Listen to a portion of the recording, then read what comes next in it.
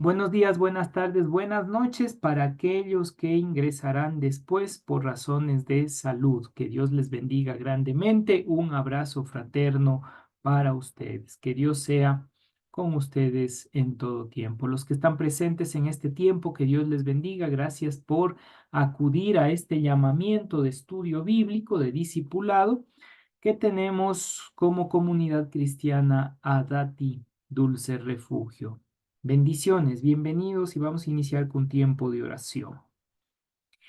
Amado y buen Padre Celestial, te honramos y te agradecemos y depositamos nuestra vida en tus manos en este tiempo. A ti sea la honra, el honor por siempre y para siempre. Y conforme a tu voluntad sea hecho en nuestras vidas, de acuerdo a tus propósitos, guíanos en sabiduría y en entendimiento para profundizar más en tu palabra.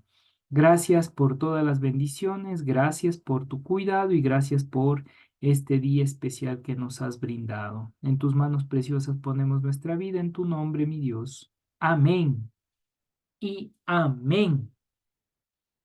Muy bien. ¿Quién sabe los 5 primeros libros de la Biblia, es decir, la Torá o Pentateuco? Levante su mano y diga, estos son los 5 primeros libros. Amén. David. Bueno, empezábamos con David. Vamos primero con mi querido David, luego con mi hermano Santiago, ¿ya? Mi querido David. Ya, ¿sí me escucha, pastor? Sí, fuerte y claro. Ya. Los primeros 5 libros son Génesis, Éxodo, Levítico, Números y Deuteronomio. Muy bien, muy bien. Mi hermano Santiago, usted. Sí, los primeros 5 libros o el 12 históricos. Los primeros los 5 primeros libros de la Biblia. Génesis, Éxodo, Levítico, Número, Deuteronomio. Muy bien, muchísimas gracias. Ah, mi querida Maffer también levantó su mano. Y como levantó su mano, mi querido Maffer, con usted vamos los libros históricos. Por lo menos deme los 5 primeros libros históricos de los 12 que hay. Hola, buenas noches. Espérenme un ratito, por favor. Bueno, Déjenme ver las notas, ¿no? ok. Mi querida Betty, vamos haciéndolo con ella. De los 12 libros históricos, por lo menos 5, mi querida Betty. Buenas noches con todos. Josué, Jueces, Ruth, Primera y Segunda de Samuel, Primera y Segunda de Reyes, Crónicas, Primera y Segunda, mm, Ya dio más de 5, muy bien, muy bien, vamos ahí. Mi querida Mafer, ¿ya estás en tus notas? No, se me perdieron, espérenme. Ok, una persona más que ayude después de Crónicas, ¿qué viene? Crónicas. ¿Esdras? ¿O me Amén. equivoco? Ok, ok, ya, Esdras luego, Nehemías. Nehemías, ya, Esther, Job. hasta ahí, hasta ahí. Ahí tenemos ya los 12 libros completos. Muy bien. Los 5 sapienciales, ¿quién se anima? Hola, Amén, pastor. Mi hermana Sonia, luego vamos con mi hermana Teresa. Vamos, mi hermana Sonia. Job, Salmos, Proverbios, Eclesiastés, Sabiduría. Cantar de los cantares. A cantar, sí, perdón. Y sabiduría es de los libros, sí, de sabiduría, pero de los deuterocanónicos, de los Sí. 72 libros de la Biblia católica. Ok. Mi hermana Teresa, vamos con usted, los 5 libros sapienciales o de sabiduría. Buenas noches, Dios le bendiga, pastor y los hermanos. Bendiciones. Los 5 libros son Job, Salmos, Proverbios, Eclesiastés, Cantares de los Cantares. Muy bien, excelente. Ahora vamos con los 5 profetas mayores. Mayores porque escribieron más y dentro de un periodo muy complejo. Mi querido Reinaldo, empezamos contigo. Buenas noches otra vez con todos. Buenas noches. Isaías, Jeremías, Lamentaciones, Ezequiel y Daniel. Ok, muy bien. ¿Alguien más desee dar? Aunque un poquito para ser honesto, Jeremías y Lamentaciones se toman junto y algunos autores ponen a Oseas en el camino, ¿sí? Dentro de los profetas mayores.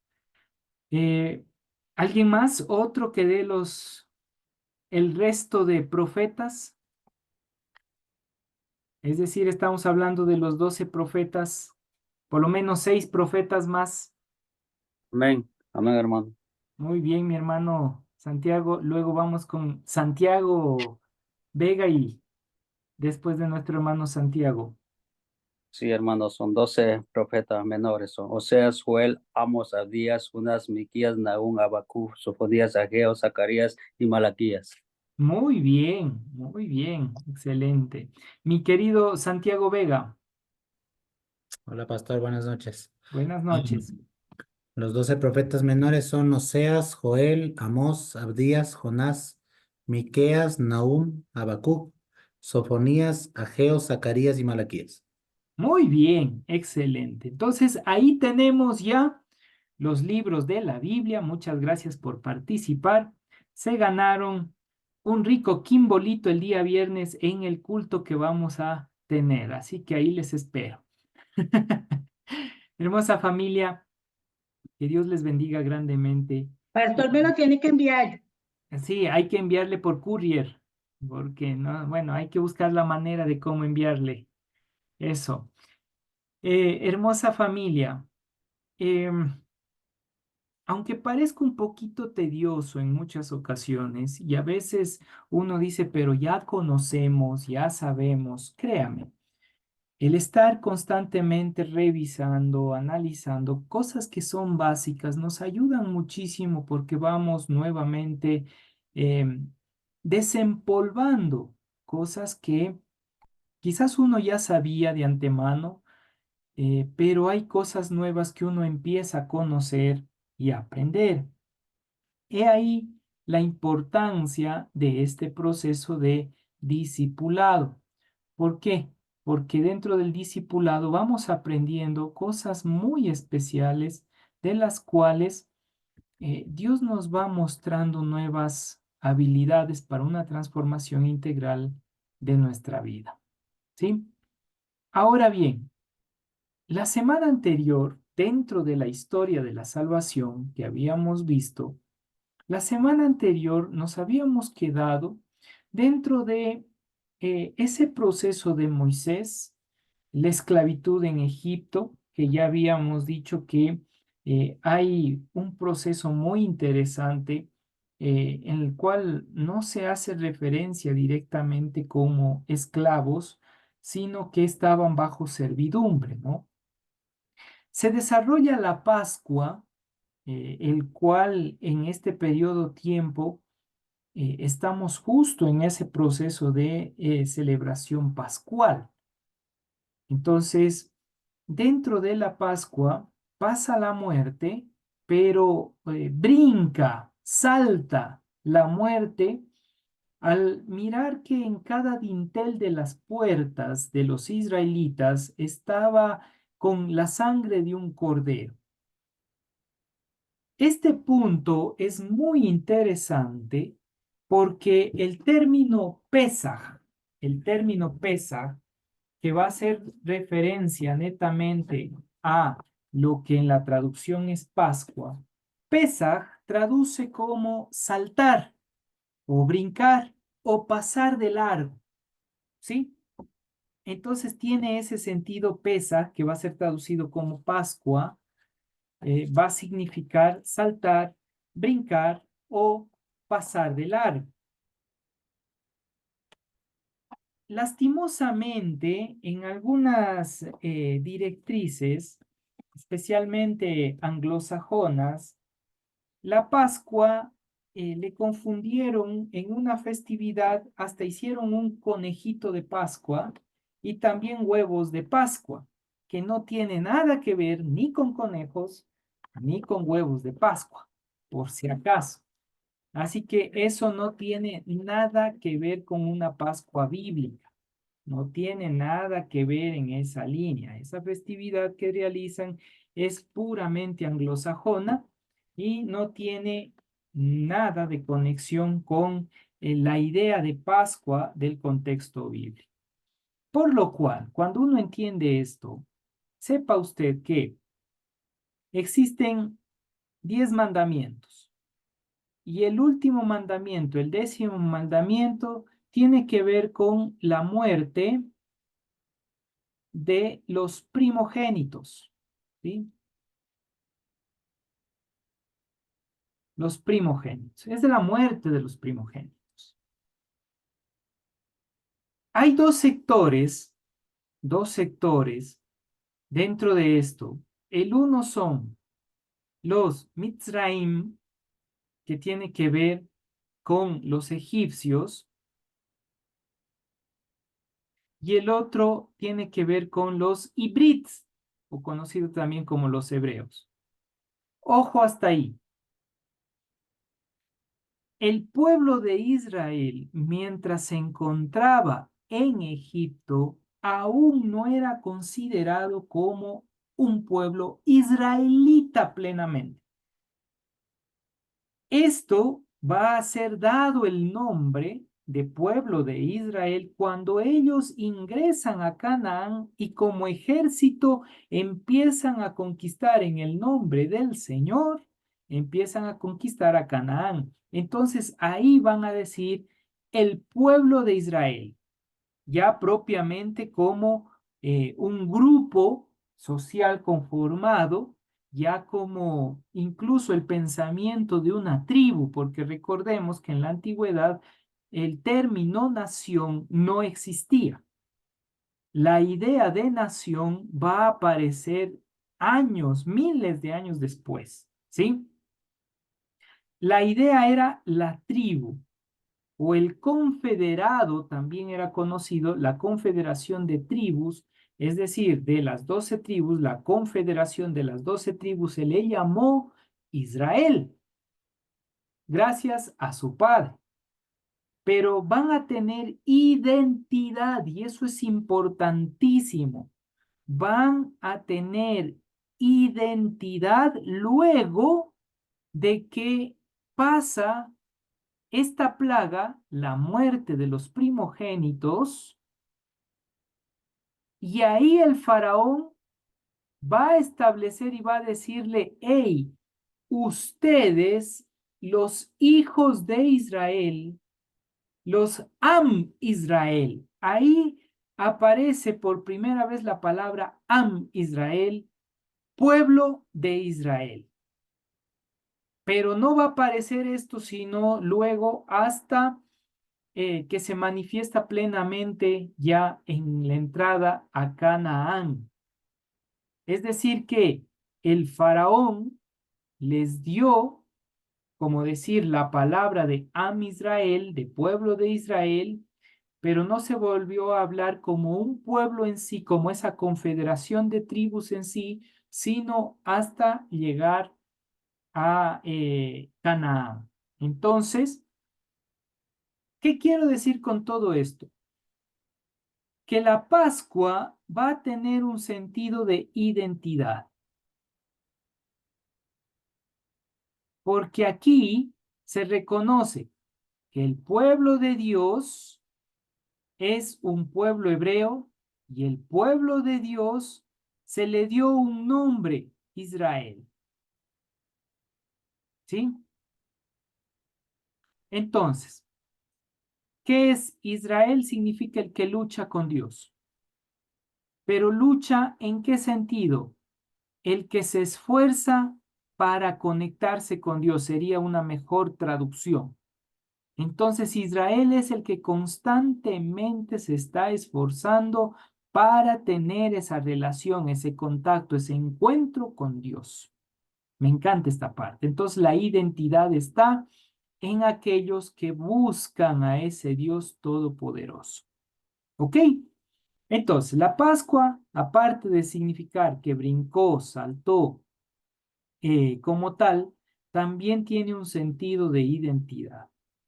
Y justo nosotros, esta semana, estamos en recordatorio de Pesaj, de Pascua, por la muerte del Mesías, porque el Mesías muere exactamente en la Pascua. Oiga, y no muere en cualquier Pascua, sino mueren en la Pascua de cambio sacerdotal.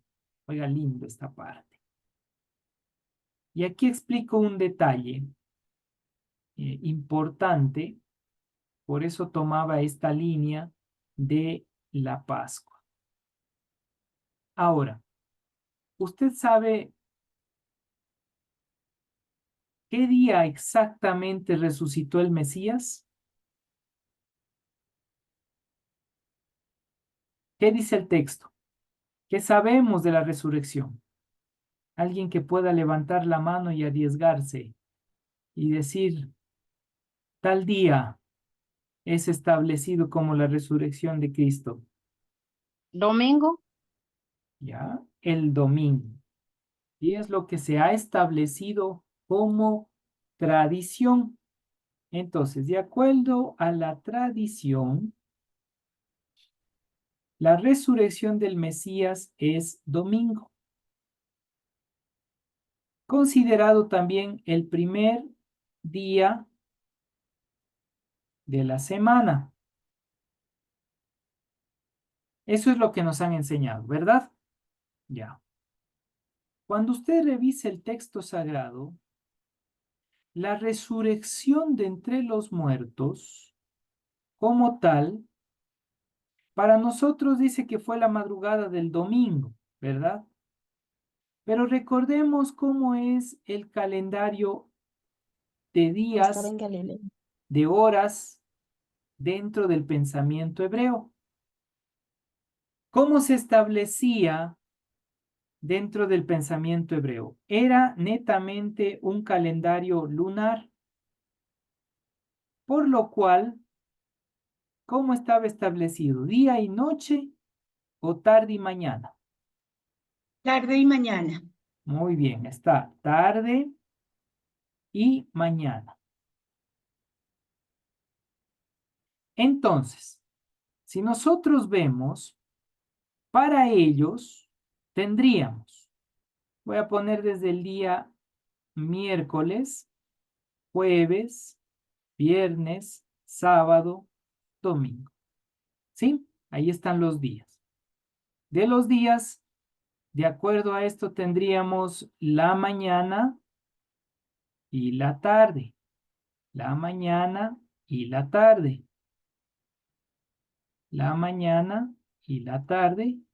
La mañana, la tarde, mañana y tarde. ¿Sí? Eso sería el contexto. El horario exacto de la tarde, más o menos en Israel, en el pueblo de Israel, ¿cómo era considerado la entrada de la tarde? ¿A qué hora aproximadamente? ¿Alguien tiene algún conocimiento de esto?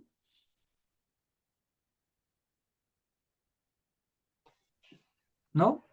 3 de A la las tarde, pastor. Sí, 3:30. ya. El horario que sale la primera estrella en Israel es más o menos 4:30 p.m. Entonces se contaba a partir de las 4:30 p.m. la tarde y obviamente la primera luz de la mañana que estaba más o menos entre las 5 a las 5:30 a.m., que es la primera luz de la mañana, conocido como el alba. Muy bien, bajo esta idea, entonces, la tarde iniciaría a las 4:30, ¿sí? Eso sería la tarde, 4:30, 4:30, 4:30 y al final 4:30, el cual ya para el domingo sería 4:30 de la tarde, ¿sí? Entonces,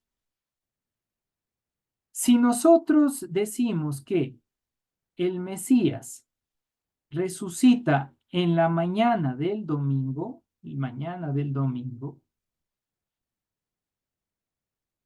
y el Mesías como tal muere el día viernes en la tarde, aquí está la muerte, aquí está la resurrección. ¿Cuántos días tendríamos? Hagamos cuenta. Muere el viernes en la tarde.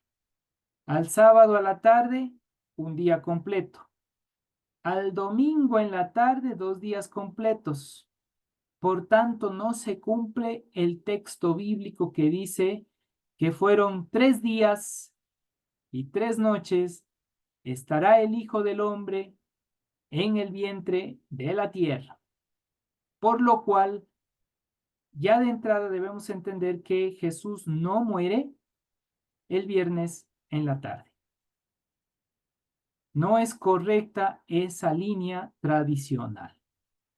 Número 2. Si nosotros observamos que la tarde y la mañana para ellos no es como lo que nosotros establecemos, para ellos, ¿cuándo empieza el domingo? O el primer día de la semana.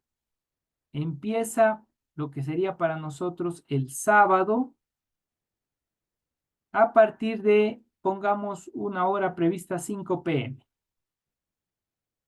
Ahí empieza el primer día de la semana. ¿Ya? Les pongo esto para que revisemos. ¿Qué quiere decir? Que el sábado en la tarde, tipo 4:30 a 5, como tal, vendría a ser más o menos la resurrección, el levantarse. ¿Por qué? Porque justo en este horario, acá abajo les voy a poner, de 4:30 a 5 p.m. del finalización del Shabbat, finaliza Shabbat, ¿sí? Finaliza el sábado, por así llamarlo. Al finalizarse el Shabbat, es el cambio sacerdotal.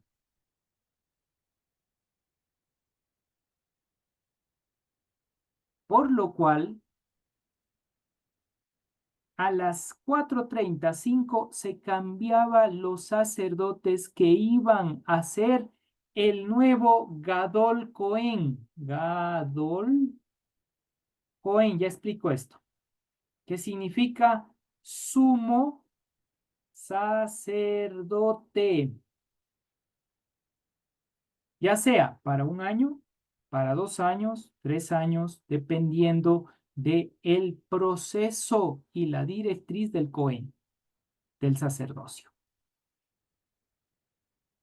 Y es por esto que el libro de Hebreos dice que él fue puesto en su resurrección como sumo sacerdote. O sea que la línea justo aquí, entre sábado, todavía sábado en la tarde, para nosotros sábado en la tarde y noche, se desarrolla el cambio sacerdotal y es la resurrección. Pero ¿qué dice el texto? Que muy temprano en la mañana las mujeres fueron. O sea que luego de la resurrección, en la mañana muy temprano van las mujeres y de acuerdo a un texto solo encuentran a un ángel y dice: ¿a quién buscáis? Él ha resucitado. De acuerdo a otro evangelio va a decir: ¿por qué buscáis? Y María dice: por favor, pensando que es el que cuidaba ahí el cementerio, va a decirle: si tú sabes dónde pusieron el cuerpo del Mesías, por favor dime. Y dice: soy yo. y ella se asusta y luego va, corre, le abraza y le dice Rahaboni, que en la traducción aramea significa mi maestro, y de ahí le va a decir no me toques, suéltame porque aún no he vuelto al Padre, que es un término arameo que estaremos trabajando el día domingo, así que no se pierda el culto del domingo, porque ahí estaremos trabajando una idea acerca de el encuentro y la resurrección. ¿Ya? Ahí voy a explicar qué significa ciertos detalles. Ok, entonces, bajo esta consigna, aquí se desarrolla el proceso, la resurrección. Tenemos un primer día, un segundo día, un tercer día. Tenemos 3 mañanas, una primera mañana, segunda mañana y tercera mañana. ¿Sí? Ahí está el proceso. Ahora bien, muchos hacen referencia que la crucifixión del Mesías para formar 1, 2, 3 no, 3 tardes, 1, 2, 3 mañanas, dice que la muerte del Mesías, en este caso, perdón, sí, la muerte del Mesías previo a la resurrección del Mesías se establece justamente en un horario. Dice la 9ª hora, la 6ª hora, y ahí hay una discusión entre las 12 a 3 p.m., ¿sí? Que es más o menos el proceso de la muerte del Mesías. Por eso muchos eruditos toman el día miércoles como el día de la muerte del Mesías. ¿Por qué? Porque el jueves, en esa fecha, y pueden revisar poniendo en Google, ponen el gran Shabbat, que se conoce como Gadol Shabbat. Entonces dicen que en este Gadol Shabbat, el gran Shabbat, que significa el cese de actividad por Pascua, y aquí entramos a la razón de la Pascua. Pascua. Por Pascua, por Pesach se hacía un Gadol Shabbat. Y por eso en un texto dice, y como caía sábado, dice la traducción, no fueron al cuerpo, sino esperaron para embalsamarlo en el siguiente tiempo. Pero no podían hacerlo porque llegaba aquí el otro Shabbat, que es el Shabbat pequeño, que nuevamente viernes y sábado estaba presente, entonces no podían ir a tocar cuerpo. Eso es prohibido en Shabbat. Entonces, de la muerte del Mesías al un día, al otro día se mantiene. No pudieron llegar y por eso esperan hasta que termine el Shabbat pequeño, el propio Shabbat, y de ahí al día siguiente, muy temprano en la mañana, las mujeres van a embalsamarle al Mesías y ya no le encuentran. Esos son los procesos. Y justamente como venía Gadol Shabbat, que eso caía jueves en ese tiempo, bueno, de acuerdo al calendario porque no se sabe con exactitud, entonces venía el Gadol Shabbat propiamente, entonces por eso aparecen 2 personajes que dicen que le baje de la cruz. En este caso era Nicodemo, uno de ellos, y el otro es Simón de Cirene. Entonces ellos como tal van a pedir que se baje el cuerpo antes de la manifestación de el Gadol Shabbat, del Shabbat grande o Shabbatón también que le dicen algunos. No quiero confundirles, solo quiero explicarles un poquito para que tengamos claro. Sí, nosotros por tradición hemos dicho el día viernes, la muerte y resurrección. Hoy por hoy, lastimosamente, solo se ha vuelto en un feriado más. Se ha perdido la esencia. Pero Pascua, Pesaj, no cae solo en sábado, en Shabbat, sino que justo la festividad de Pesaj, de acuerdo al calendario lunar, podía caer miércoles, jueves, viernes, lunes, martes, y ahí se le consideraba como Shabbatón o el Gadol Shabbat. Y el texto del Levítico va a decir, no harás fiesta alguna. Es día de conmemoración y reunión de los santos. Oye, es increíble esa parte. Por eso es que aparecen en los evangelios como si fuera el viernes y ya el domingo en la mañana resucita, pero no se cumpliera las escrituras, las 3 tardes y las 3 mañanas que hace referencia el texto. Ese detalle es por causa de la Pascua y miren, esta Pascua, ¿de dónde apareció? ¿De dónde vino? ¿De dónde se manifestó? Miles de años atrás, con la libertad, la oportunidad de ser libre después de salir de Egipto. Entonces, el sentido es propiamente de Pesaj o el brinco es la libertad. Libertad. Y la muerte del Mesías con la resurrección tiene el mismo sentido de libertad. Esto lo digo por lo que nos toca entre mañana y pasado mañana.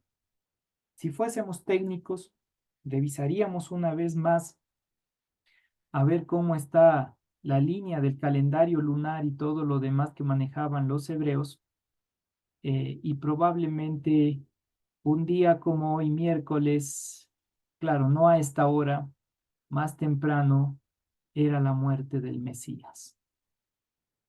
Para meditar, reflexionar sobre eso. ¿Sí? Ok. Ahora, el pueblo de Israel sale al desierto de Arán. Y cuando sale al desierto, en el desierto, recordemos aquí hay 10 plagas.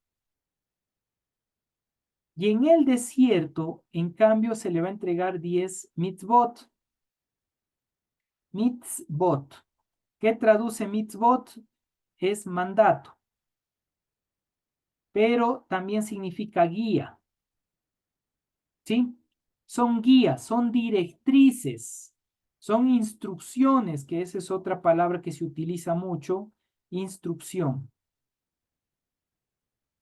Son guías, son mandatos, son instrucciones, eso se llama mitzvot o mitzvah es uno, mitzvot son muchos, es un plural. ¿Cómo llegó a nosotros como traducción? Mandamiento, ¿sí? Los 10 mandamientos.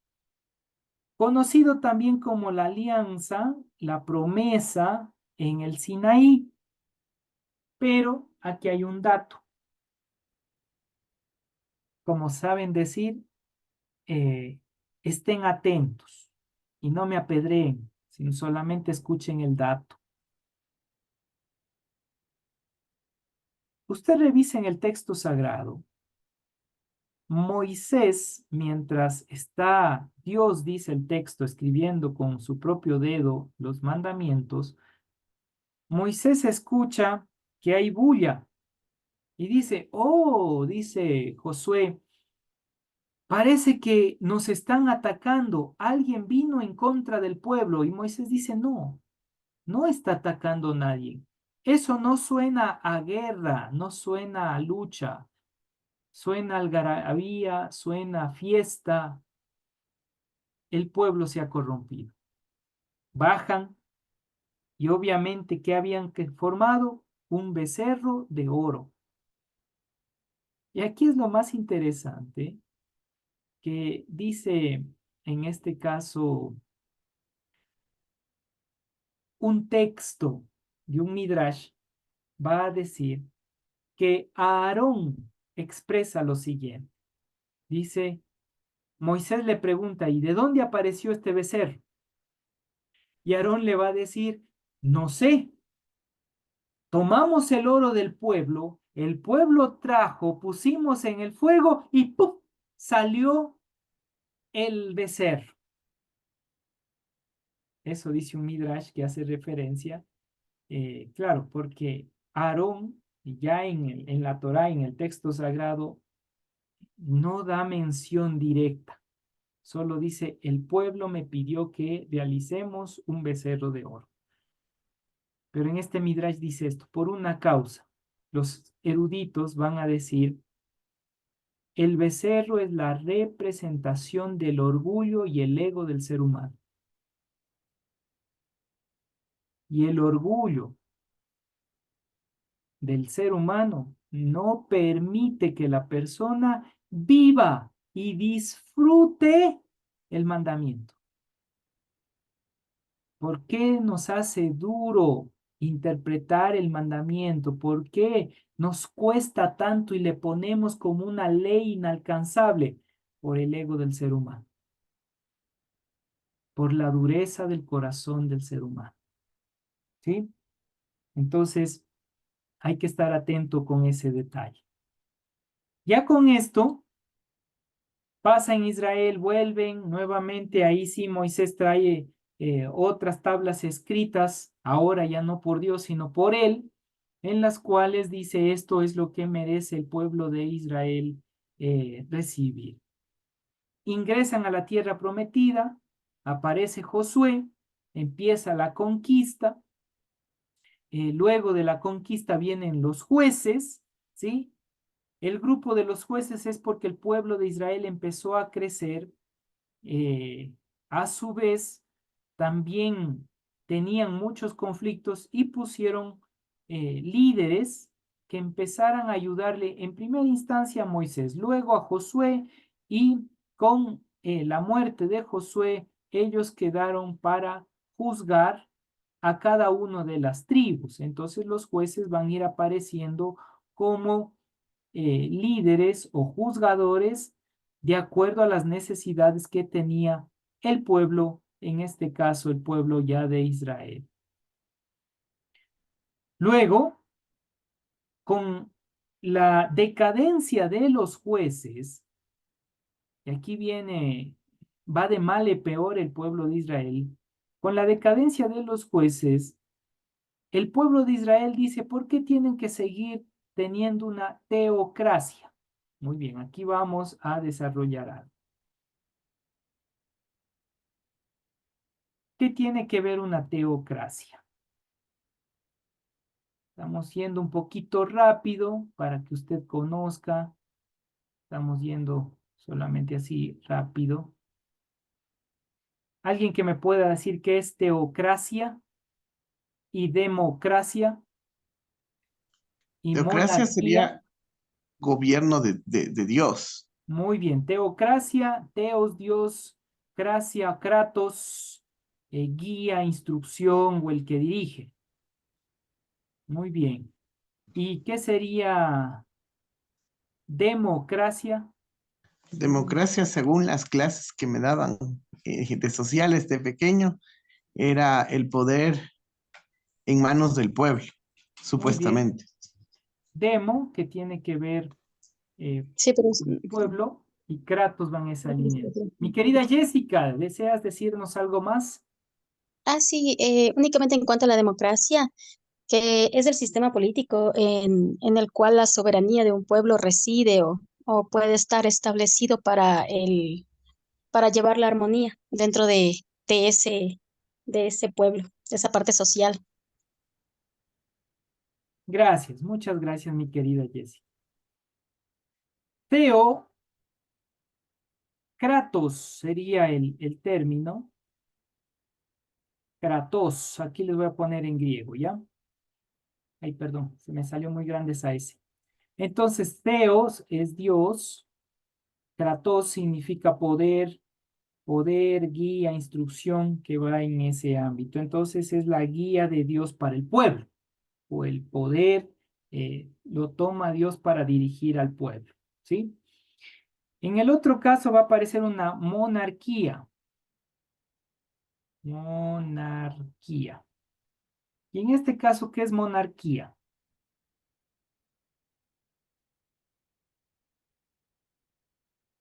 ¿Qué es monarquía?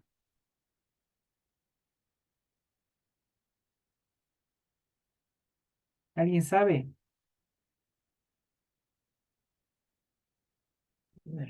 A ver, monarquía sería, mono vendría de uno, ¿no? Y el poder de una sola persona o de una sola familia, puede ser. Mono, muy bien, viene como uno. Kia, monar, perdón, es uno. Y kia viene del término o raíz kratos, ¿sí? ¿Qué significa poder? ¿Ya? El poder está ejercido por uno o está dirigido por uno. Oiga, qué feo que escribí ahí. ¿Qué está es eso? Sale diablo de aquí. Ok. Entonces sería poder. Poder de uno y ahí aparece el rey, la figura del rey. Pero de acuerdo al libro de Samuel, el momento que van a establecer un rey, aquí tenemos el primer profeta, el último juez y el sacerdote que era Samuel, en este caso Samuel. Samuel tiene 3 en 1, él era combo completo. Él es sacerdote de Dios, él es el primer profeta propiamente establecido, profeta, y él viene siendo el último juez de los jueces, ¿no? Viene siendo el último juez. Ahora, Samuel, como tal, él va a decir, ¿por qué quieren un rey, pueblo de Israel? Israel, aunque el término vendría a ser Israel con Y. Israel, pueblo de Israel, ¿por qué quieren un rey? ¿No saben que el rey va a tomar poder sobre ustedes? Y va a tomar a sus jóvenes para la guerra y a sus hijas como esposa y a sus doncellas como esclavas. Oiga, todo eso le dijo. ¿Qué dijo el pueblo? No nos importa. Queremos rey, punto. Por eso hay que tener cuidado cuando dicen la voz del pueblo es la voz de Dios. No es tanto así. Hay que tener mucho cuidado, porque en ocasiones la voz del pueblo, miren lo que le llevó. No era voz de Dios, sino querían rey y era voz del ego. Y eso es lo que sucedió en el pueblo de Israel. Por eso las escrituras están para darnos ejemplo en ese ámbito. Y aparecen 3 reyes para el Israel completo. ¿Cuáles eran esos reyes? Vamos a ver. Primer rey de Israel. ¿Quién me dice? Saúl, Saúl, muy bien. Segundo rey, David, David, muy bien. Tercer rey, Salomón, Salomón. Salomón. ¿Quién construye el templo? ¿Saúl, David o Salomón? Salomón. Salomón, Salomón, muy bien. Pero ¿quién hace los planes del templo? O los David. planos. David.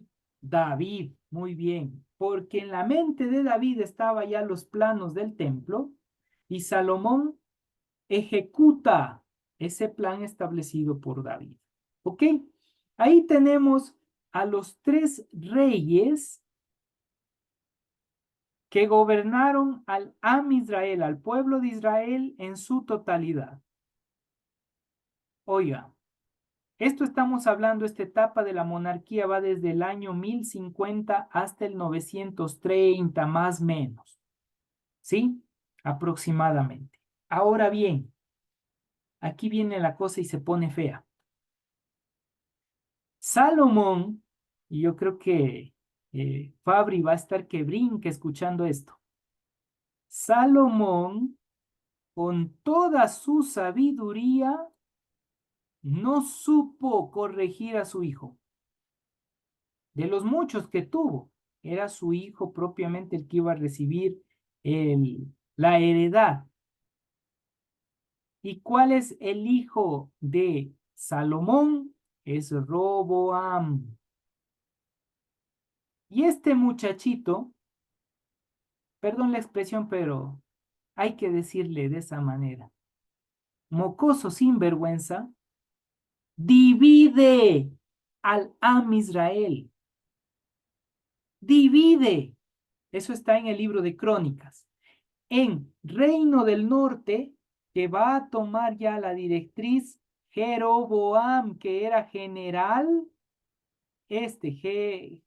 Jeroboam era general principal de Salomón.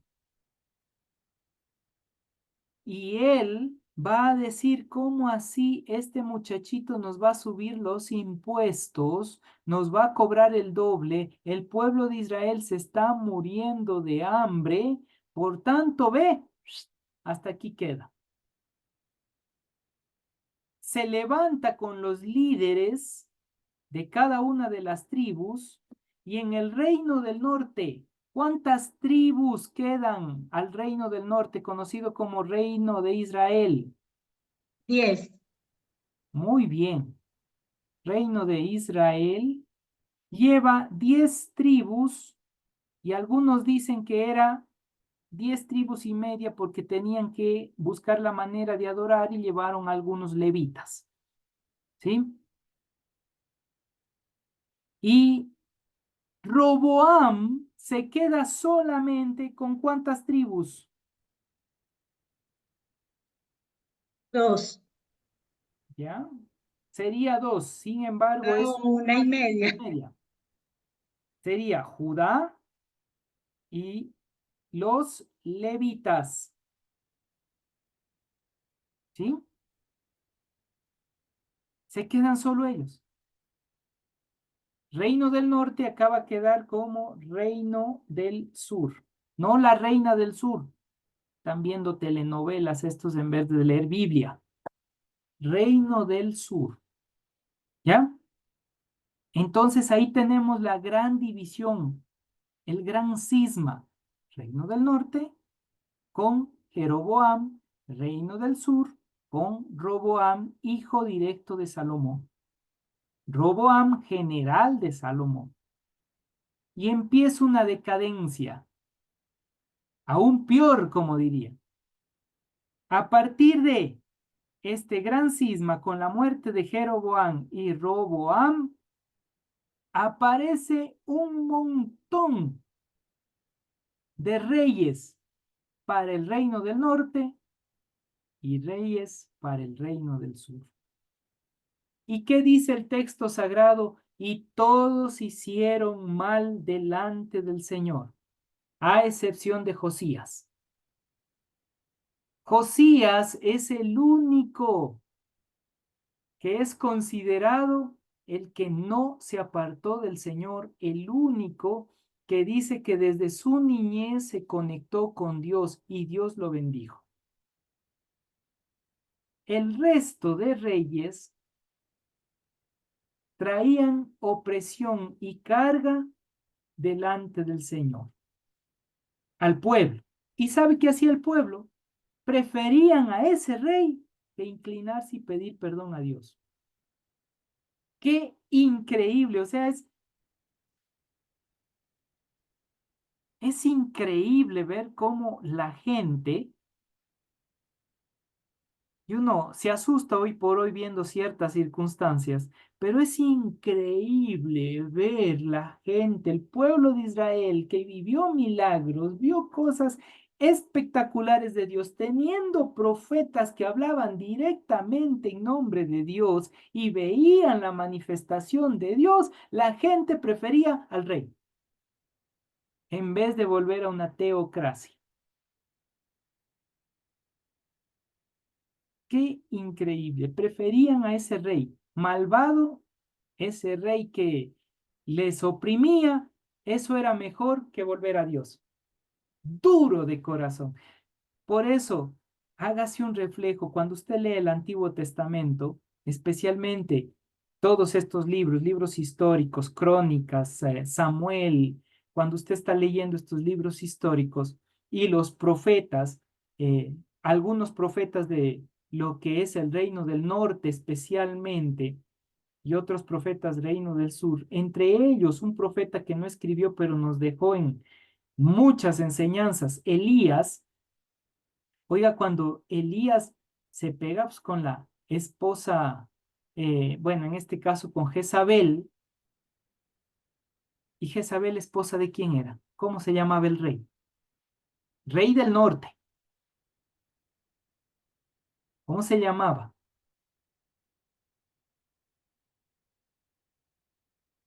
Nadie. Pongan ahí, googleen. Jezabel, esposa de qué rey era. ¿Qué dice?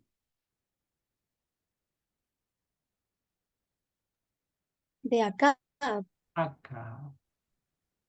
Pero el porque término era es una princesa fenicia. así es. Ahora, mire esto. ¿Sabe que el nombre Acab, aquí le voy a escribir, ya? Borremos esto. Solo para que, yo sé que es mucha información para poco día. Una horita de información hemos tenido. El término Acab viene de Jaf, ¿sí? Ajaf, esto parece Taf. Ajaf. Y Ahab es una mezcla interesante de hermano padre. Hermano padre. Ahab. ¿Sí? Entonces, es como una mezcla de hermano padre, es decir, era el rey que intentaba ser hermano con su gente y como un padre para los demás. Pero Jezabel le dañó la mente, al punto que Elías tuvo que llegar y moverle el piso. Y cuando mata a todos los sacerdotes de Baal, ¿por qué? Porque Jezabel adoraba a Baal, era su deidad principal. Cuando mata a los sacerdotes de Baal, ¿qué dice Jezabel? Y aquí también, oiga, ¿qué haría el Fabri poniéndose en los zapatos de Elías ahí? Va y mira el milagro, cae fuego del cielo, mata más de 900 sacerdotes de Baal. Y se levanta la mujer Jezabel y dice, viva Baal o viva mi señor, que de cierto digo, Elías no pasará la noche, hay que matarlo. ¿Qué hizo Elías? Sopla ñaño, por aquí es más recto. Le tuvo miedo a Jezabel y huyó y se metió en una cueva y estuvo ahí moqueando hasta que el Señor dice, ¿qué te pasa? Y dice, es que soy el último de los profetas tuyos. Y dice, no, mijito, tengo más de 1500 profetas que Jezabel no ha tocado.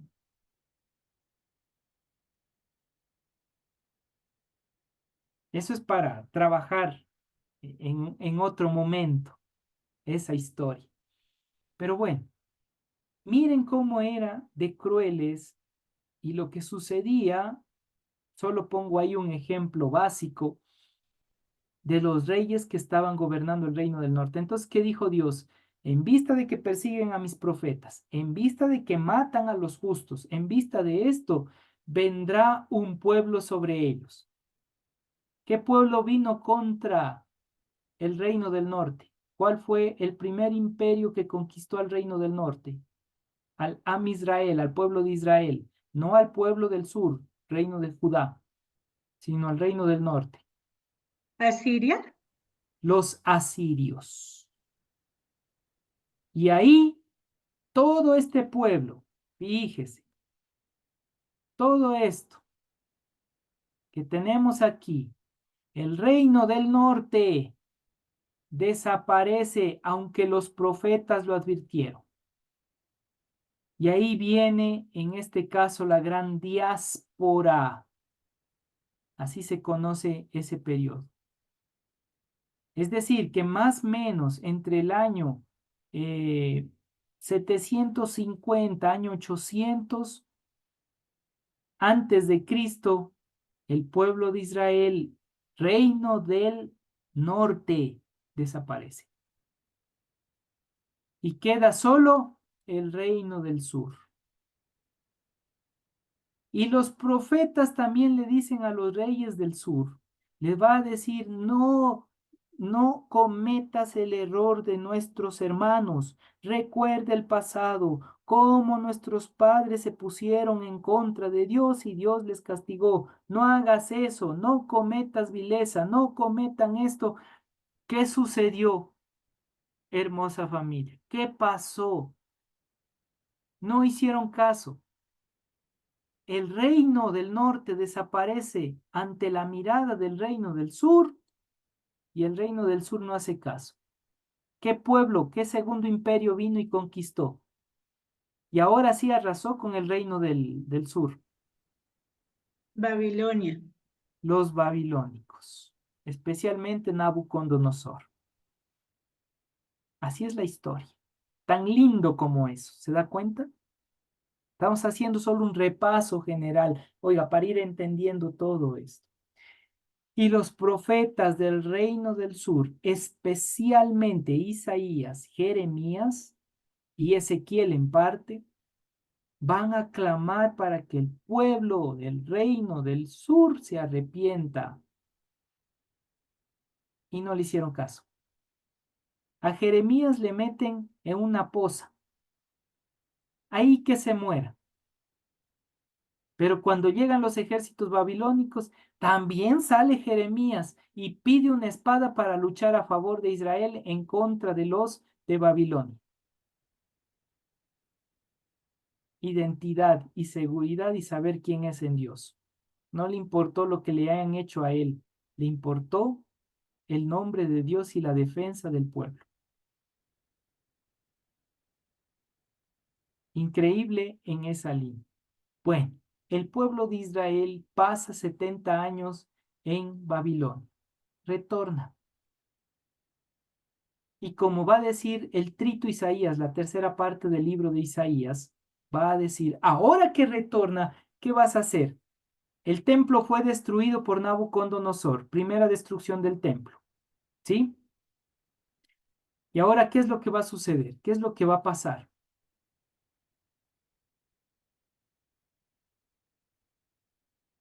Reino del norte, desterrado completamente de Reino del sur, es destruido Israel. Babilonia se llega y le llevan especialmente a lo que es sacerdotes y los principales van hacia Ur de los caldeos, empiezan a aprender toda la lengua caldea y todo lo demás. Aparece por primera vez el hebreo arameizado o el arameo caldeo. Y ahí nuevamente con Roboam, perdón, se me fue, Zorobabel, con Esdras y con Nehemías. Por cierto, a Zorobabel lo minimizaron, pero Zorobabel fue el que pudo reunir a toda la gente. Fue la mente propia del proceso de reconstrucción del pueblo de Israel. No tanto Esdras y Nehemías, sino fue Zorobabel. Pero como no escribió, aparece poco en el contexto histórico, más aparece Esdras y Nehemías. Pero vuelve un nuevo proceso, empieza la edificación de Israel y nuevamente la edificación del segundo templo. Y aquí, en este proceso del segundo templo, ahora nuevamente el pueblo de Israel peca contra Dios. Desaparecen los profetas, aparecen los apocalípticos y vienen 400 años de no profecía directa al pueblo de Israel. Y hasta aquí llegamos el día de hoy. Eso es lo que está en todo el Antiguo Testamento hablando en la historia de la salvación, dicho de manera flash. Espero me hayan seguido el ritmo. Si no, todo esto vamos a ir estudiando poco a poco. De aquí hasta cuando Dios nos dé vida los días miércoles, mientras Dios no disponga otra cosa, estaremos en el discipulado aprendiendo, pero aprendiendo Biblia. ¿Sí? Aquí vamos a estar, no nos vamos a ir a ningún lado, a menos que venga el Mesías en este Pesaj y nosotros ya no estemos más aquí, sino hayamos resucitado con el Mesías. Anastasis, que va a ser la resurrección plena. Oye, es muy interesante esa parte también. Por eso no se pierde el día domingo el culto. Y este día viernes vamos a estar aprendiendo algo muy especial sobre ese tiempo del Mesías en el Calvario. ¿Alguna duda o pregunta de todo este pequeño panorama que hemos hecho, este panorama flash del Antiguo Testamento? ¿Dudas, preguntas? Buenas noches, pastor. Buenas noches, hermanos. Sí, usted mencionó de que el reino del norte fueron 10 tribus y media. Ajá. Dentro de esa media usted dijo media tribu de Leví, Ujú. pero yo he escuchado de media tribu de Manasés. Ujú. ¿En dónde estaban? ¿En el norte o en el sur? Ya, Efraín y Manasés, recordemos un poco. Los efratitas, que fueron llamados para tomar en esa línea, y sus hermanos, por así decirlo, los de Manasés, propiamente ellos eran parte del reino del norte, propiamente. Sí, se ha escuchado que, o han dicho algunos, referentes a que ellos estaban en el reino del sur. Sin embargo, no hay datos que corroboren esa postura, pero sí hay datos que corroboran en el reino del norte, especialmente el texto sagrado. Y ahí nos presentan, cuando hablan de las tribus, recordemos que si usted revisa en el libro de Deuteronomio, que aparecen todas las bendiciones de las tribus, incluso el libro de Génesis, que ya está presente las bendiciones, también va a aparecer en el libro de Apocalipsis, pero ahí ya aparecen propiamente ciertas tribus de las cuales son parte del reino. Y ahí ya da el contexto histórico, Apocalipsis, especialmente Yohanan de Patmos, Juan de Patmos va a trabajar esa línea propiamente. Cuando va a aparecer de los 144,000 sellados, de la tribu de tal 12,000, de la tribu de tal 12,000, de la tribu de tal, y ahí va a aparecer eso. Ahora, volviendo a la pregunta que nos hace Jackie en ese ámbito, algunos, especialmente el pensamiento hebraico o de línea, raíces hebreas, intentan trabajar desde este otro ámbito para decir que Efraín y Manasés son parte del pueblo de Judá o parte del pueblo que se formó más adelante, conocido como los judíos o Israel, para mantener la directriz de que somos israelitas con la bendición de Efraín y Manasés, aunque no pertenezcamos directamente a la tribu de Judá. Pero, como vuelvo y repito, eso no está confirmado desde un contexto histórico crítico. Pero debemos investigar, puede ser que más adelante aparezca algo y nos dé más luz y podamos decir, oh, mira, qué interesante, sí ha sido. No sabemos, porque todavía no hay algo concreto en eso. Eso podría explicar mi querida Jackie. Mi querido Reinaldo. Doc, porfa, si me permite dos preguntas. La primera, usted la semana anterior dijo que aparte de construcción del reino, el 10 significaba algo y se me olvidó sacar esa información, anotarle. Es que el 10 significa varias cosas. La décima parte o el 10 tiene que ver con el sentido del árbol de la vida, el Etz Haham o el Etz Haim, que es el árbol de la vida. El 10 tiene que ver también con el Mazé, que significa lo que yo me represento ante Dios en construir algo para Él. Y ahí viene el sentido de la construcción del reino de Dios, el sentido de la décima parte, dar el diezmo, el sentido del cumplimiento del mandamiento, 10 mandamientos. Entonces, el 10 tiene un sentido muy amplio en el texto bíblico y quedaríamos cortos para explicar cada detalle, mi querido Reinaldo. Ok, bueno, esa es la última, creo que era lo que nos dijo la semana anterior. Otra consulta, usted dice, Doc, nos enseñó hoy día que Israel significa el que lucha con Dios o el que constantemente se esfuerza por conectarse con Dios. Ujú. Hay una corriente doctrinal de una denominación que, que dicen que Jesús es el verdadero Israel. Entonces, desde ese punto de vista, coincide plenamente con con lo que usted nos enseña, ¿correcto? Ya, hay que hacer una separación y tener mucho cuidado. A veces nosotros, por el afán de defender cierto pensamiento, eh, quizás nos inclinamos a cierta tendencia, a cierta directriz.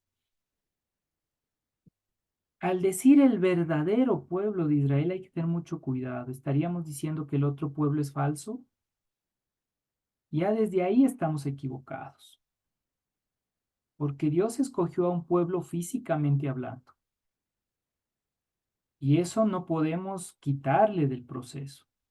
Ahora que hoy nosotros, entendiendo, estudiando la palabra, comprendemos también el símbolo de ese llamamiento físico que tiene que ver con el que lucha, el que se esfuerza, el que se conecta con Dios, también viene a ser parte del pueblo, no el verdadero pueblo, parte del pueblo, porque el pueblo ya ha estado desde la antigüedad.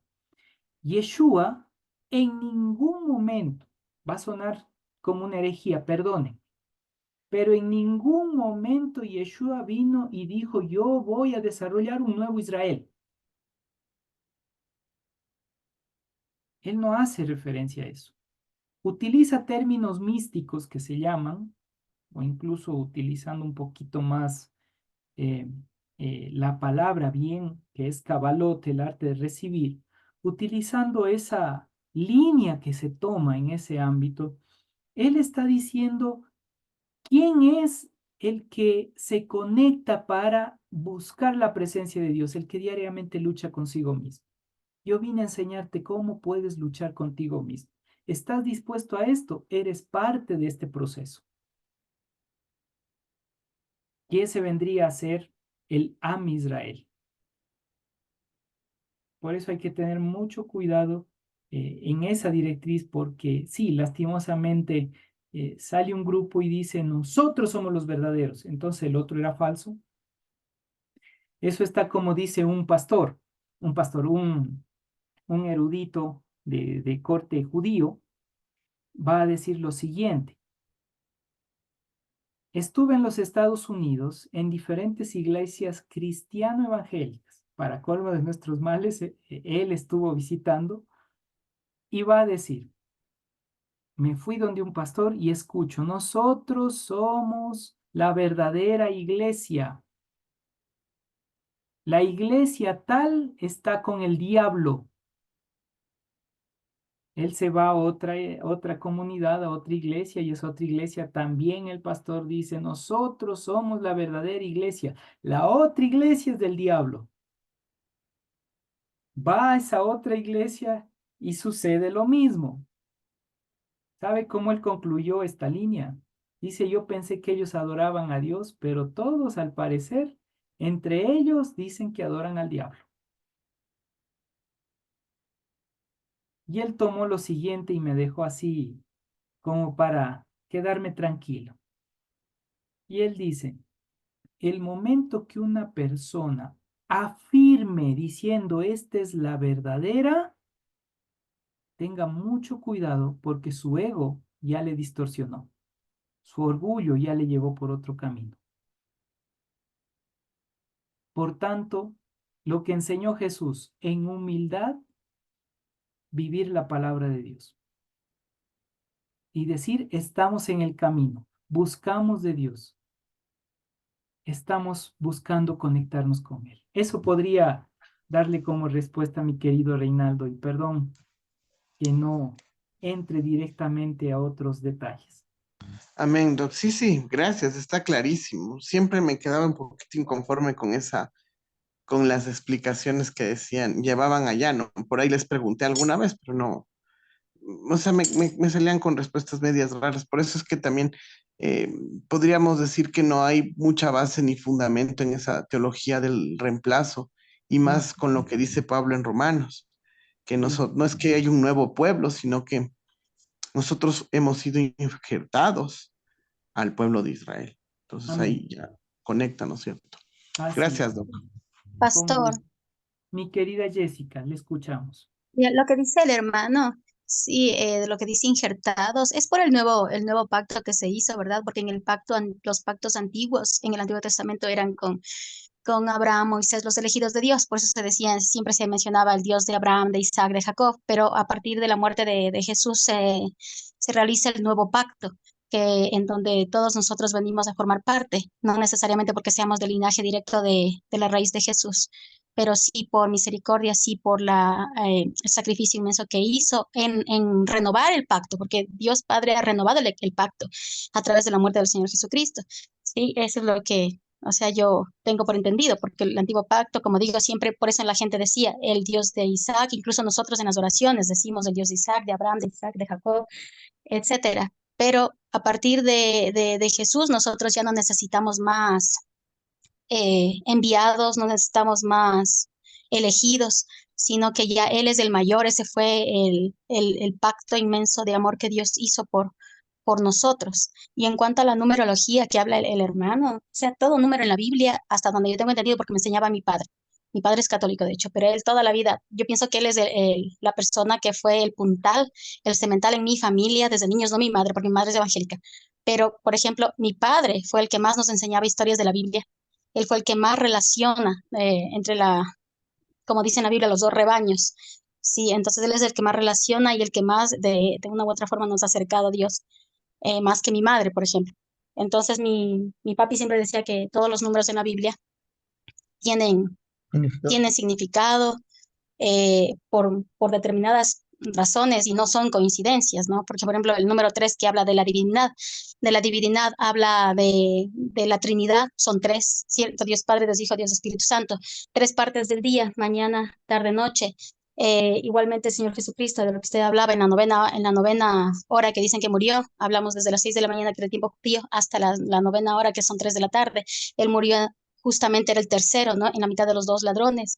Entonces todo tiene un significado especial, así como el 12, se refiere a los 12 hijos de Jacob, las 12 tribus de Israel, los 12 apóstoles del Señor Jesucristo, el 7 que es la perfección, porque Dios creó la tierra, el mundo en 6 días, descansó el séptimo, y viene también a ser como que de ahí, a ver, la suma sería así, 3, que sería el número perfecto o divino, por la Trinidad y todo lo que mencioné, que me falta obviamente más cosas, más el 4 terrenal, porque en la Biblia sí se menciona los cuatro, ¿cómo es? No son 4 mundos, pero hablamos, a ver, de que tenemos 4 estaciones, ¿no es cierto?, entre nosotros, y habla de no es mundos, pero hay una palabra que utilizan en, en la, en la Biblia, que ya se me fue, pero hablamos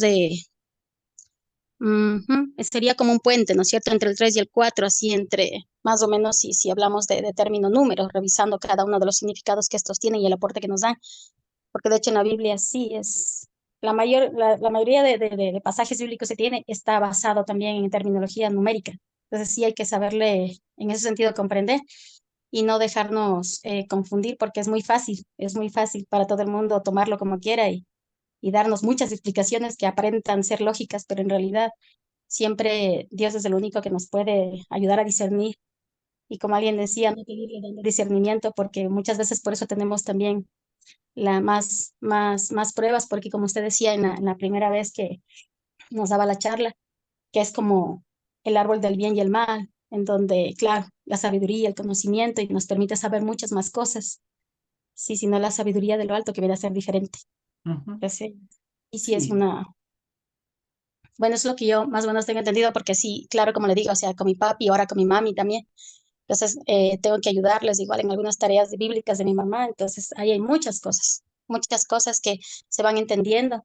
Como decía el número, la relación del número 4 también con el 3 porque fueron también 4 consagrados, ¿no? Según menciona en la Biblia. Está el primero que es Sansón, porque tenía el cabello largo. En ese tiempo el cabello largo era sagrado cortarse. Y no porque perdían la fuerza, sino porque dejaban de ser consagrados a Dios, según yo estaba leyendo en Números, ¿no? De todo lo que ellos tenían que no probar carne, sino ser como Juan Pacto el Bautista Nazareo. integrado, ajá, que vivió en la selva, como decir, porque él tenía que ser prácticamente vegetariano, porque no podía comer Bueno, cualquier... ahí sí hay un detalle que difiero. Sí se ha tomado directrices en ese ámbito de que ellos tenían que ser vegetarianos, pero no hay ningún argumento bíblico, sólidamente hablando, que diga específicamente que ellos eran vegetarianos. No hay tal cosa. Cuando dice Ajá, que no podía nosotros... comer carne, era Ujú, netamente carne de animal sacrificado o muerto de sacrificado. cierta Ajá, forma. ujú. Claro, Entonces, así como también decían que no se puede comer la carne, por ejemplo, no le podían poner leche porque era prohibido para el pueblo hebreo, sino que eso sí con miel, está, claro, eso sí miel. está presente en el libro de Claro. Levítico. Ajá, no, no, pero yo me refiero a que más de Juan el Bautista, no en sí la palabra total de vegetariano, pero para ese tiempo sí era como que, wow, o sea, el señor hacía una dieta tenaz, ¿no? Que por eso se mantenía, ¿ya? Claro, en general las dietas, la numerología y todo lo Ujú, demás, como bien lo dice usted, sí hay que tener mucho cuidado. Ahora, claro. hay un problema en la actualidad y gracias por plantear esto, mi querida Jessica. Hay un problema en la actualidad. ¿Cuál es el problema? El problema es que pocos son los que realmente estudian el significado de lo que es numerología, lo que es cromática, lo que hace referencia de manifestaciones telúricas que se llaman en el texto sagrado, son pocos los que estudian desde el contexto histórico. La mayoría dice, Dios me reveló, cuidado. Ahí voy a decir, cuidado. La revelación de Dios está en las Sagradas Escrituras. Está aquí, en la palabra de Dios. Ahí está la revelación. Si uno tiene que estudiarlo con mucha sabiduría, con con mucha conciencia. En ocasiones hay personas que sí tienen sus mega iglesias y todo y dicen, no, es que Dios me reveló, cuidado con eso. Porque hay personas que dicen, Dios me reveló esto y no tiene nada que ver con el concepto que aparece en las Sagradas Escrituras. Suena igual, pareciera que tiene relación, pero está lejos de la realidad. ¿Por qué? Porque un texto sagrado fue escrito en un contexto histórico, en un idioma, y eso como tal, más el contexto, la cultura, la religión, la antropología, la sociología y todo lo que estaba involucrado alrededor, hace que determinen de una manera dada. Ahora, si yo estudiando todo eso puedo hacer la conexión con la realidad actual, entonces esa es revelación especial de Dios. ¿Qué quiero decir con eso, hermosa familia? Dios nos revela cosas cuando usted empieza a profundizar en la palabra de Dios.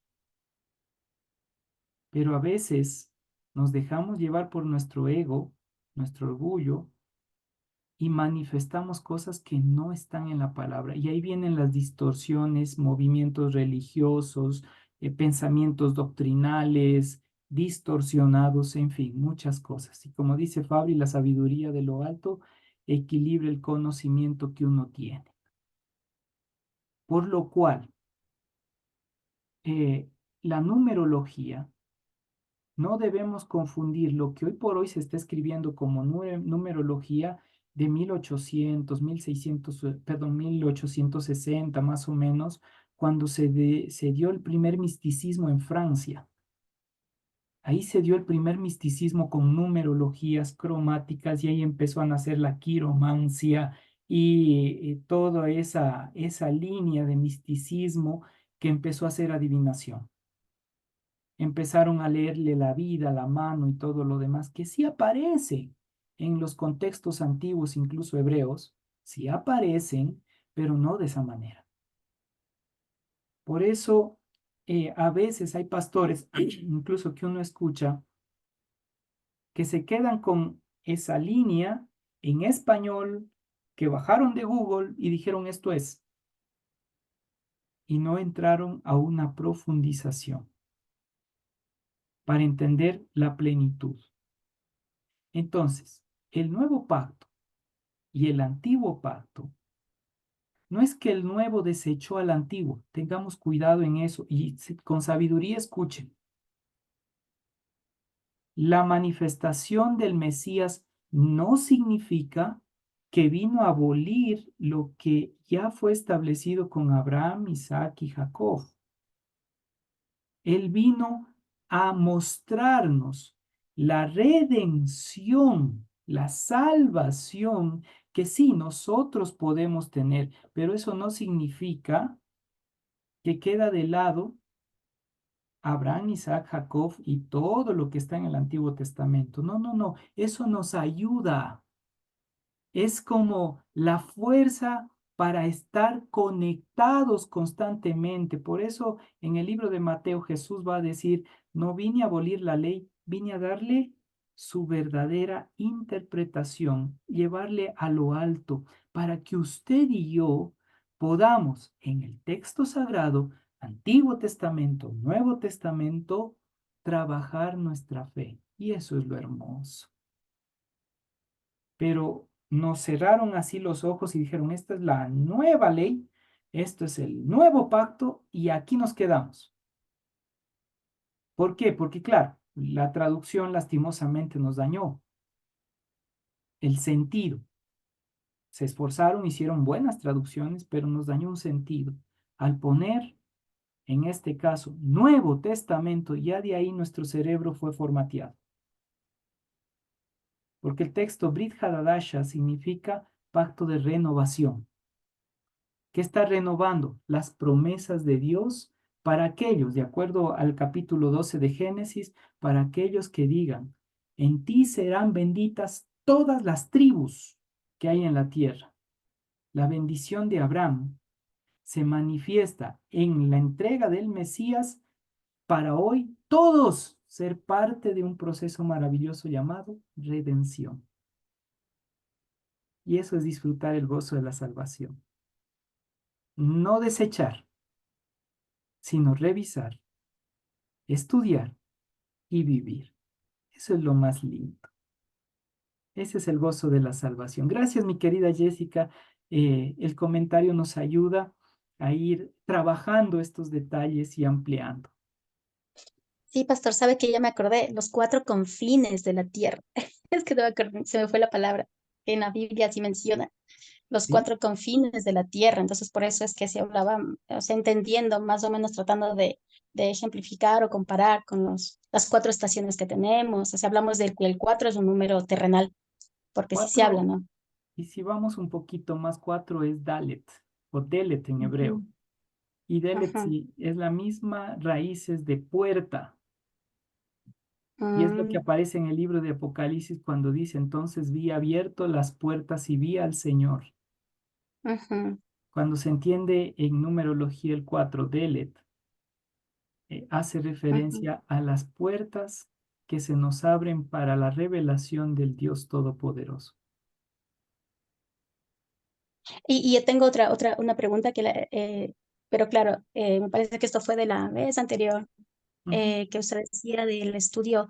¿Cómo se pronuncia? ¿Es Fards o Fardes?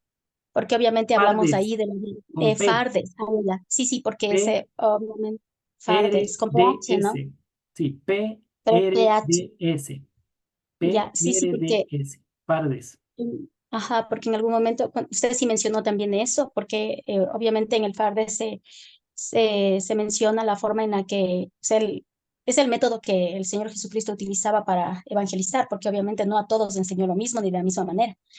Entonces, él mantenía, obviamente, en sus discursos el tema de la profundidad, la extensión, la dimensión del mensaje y sabía a quién dirigía la dimensión de la profundidad del mensaje. Entonces, por ejemplo, de los apóstoles, él tenía sus elegidos, a quienes sí les revelaba con mucha más amplitud. Más, más que De los pardes, otros, sí, más que ajá, pardes, esa es la metodología de estudio rabínico.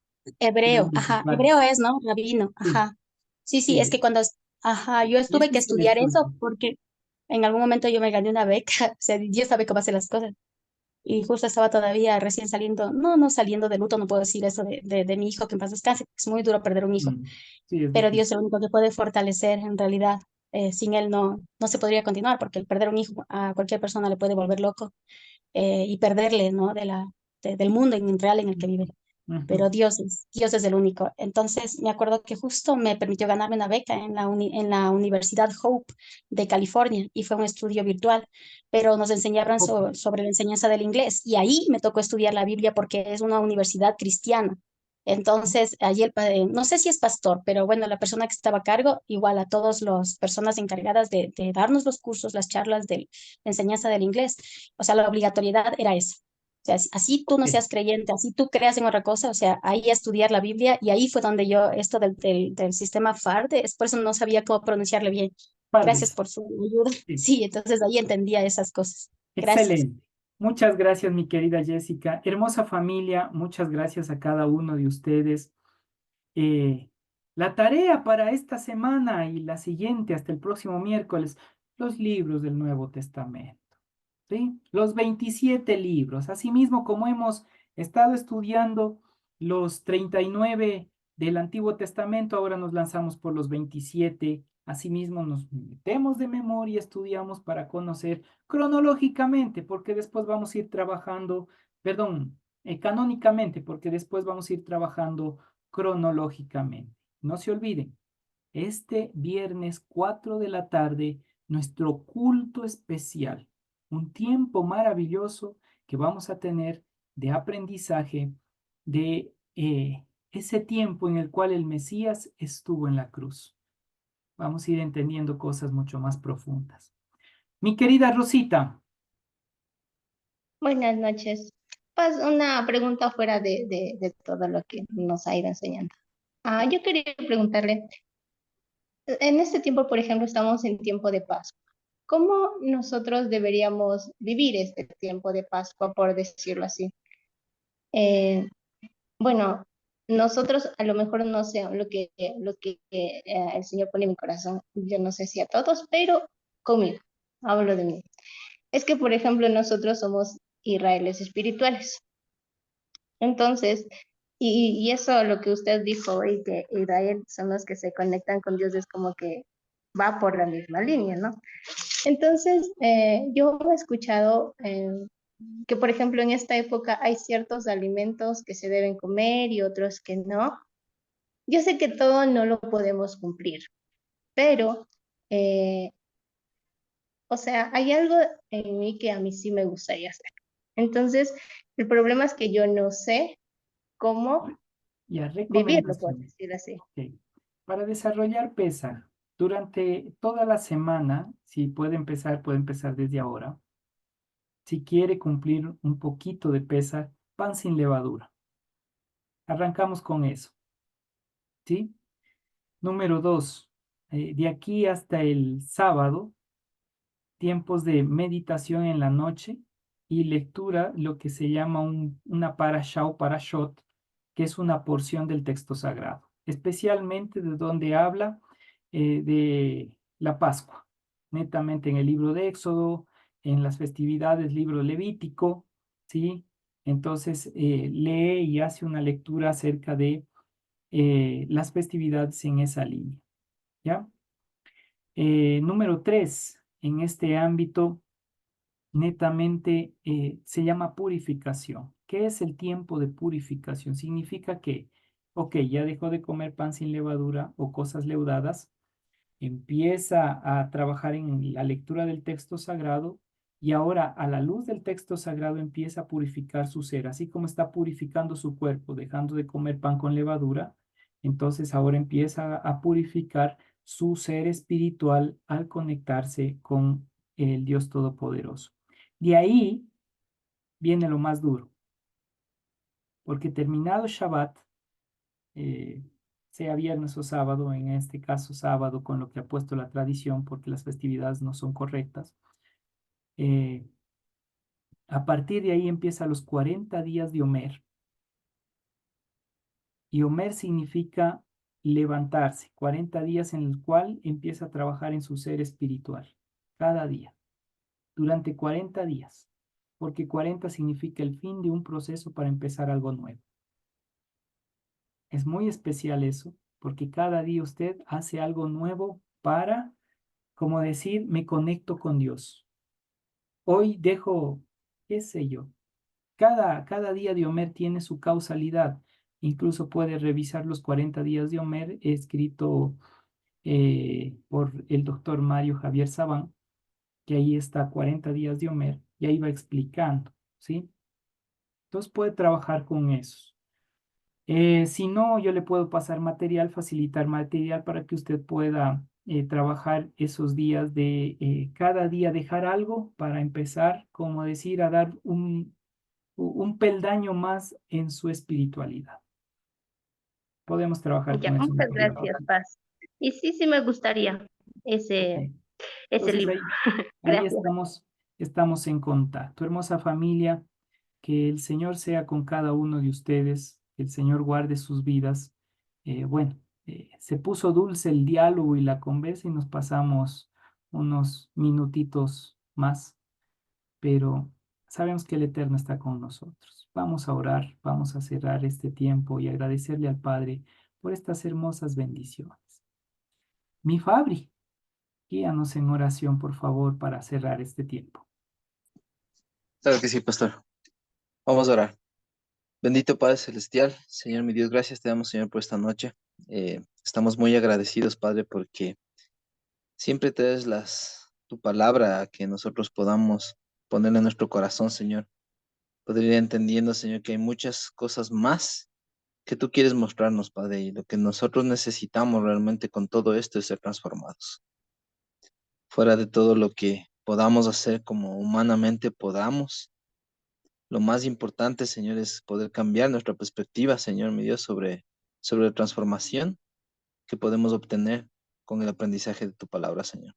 Ayúdanos a hacer tu palabra, a disfrutar tu palabra, Señor, a amar libremente, Señor, a cambiar, a perdonar, a hacer lo que tú pides en tu santa palabra, Señor. Gracias por ello, Señor, porque nos hemos conectado contigo, porque tú nos has dado tu tiempo, Señor, mi Dios, para poder aprender más de ti. Te pido bendiciones, Señor, para todas las personas que estamos aquí conectadas, para poder, Señor, que esa intención del corazón sea la correcta, la que te agrade a ti, Señor. Gracias por ello, Padre, Señor, que en esta noche, Padre, nos reveles en nuestros sueños, Señor, lo que tú deseas y que tu propósito, Señor, se haga pleno en nuestras vidas. Gracias por ello, Padre, Señor, en nombre de Cristo Jesús. Amén. Amén y amén. Muchísimas gracias.